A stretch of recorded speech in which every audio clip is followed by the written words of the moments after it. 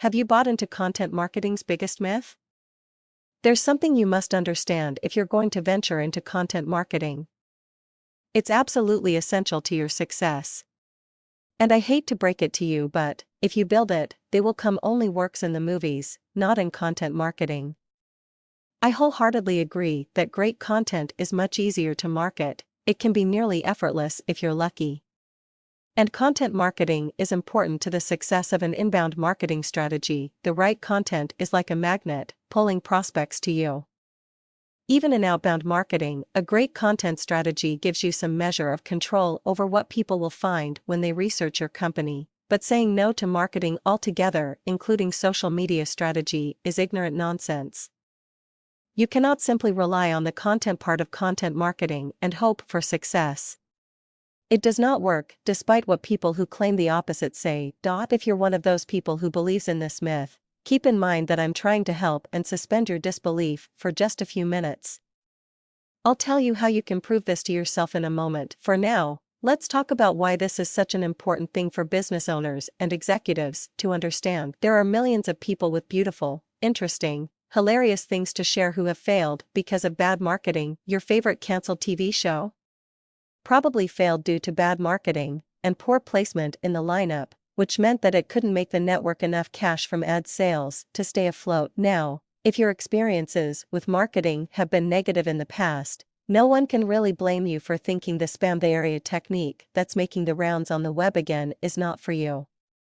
This is just a perception issue. That type of marketing hasn't been effective for at least a decade, and even then, it all depends on your definition of effective. Effective marketing is when you find people who would be interested in what you have to say /sell /put ads in, and enrich their lives in return for their attention.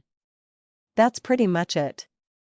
The amount of enrichment may vary. You may not be as enriched by deciding to buy one brand of eggs over another as you are about your new car. And yes, there's an aggressive faction that loves to sit under the marketing or strategist umbrella, claiming they're spam the world and play the odds. Technique works just as well as research, timing, and great content, but they aren't marketers. Not really. They're gamblers that douchey stuff. Gimmicks, not marketing. Marketing isn't when someone tells you to send 1 million spam emails in hopes of getting 1% of people's attention. And social media strategy isn't telling someone to beg for likes.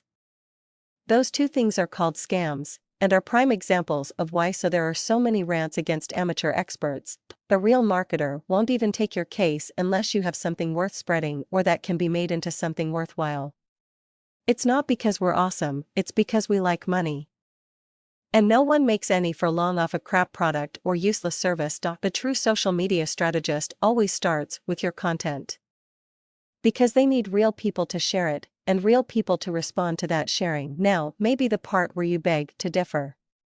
But I don't market my stuff, and I got discovered /noticed /traffic. At best, people who believe that are misinformed.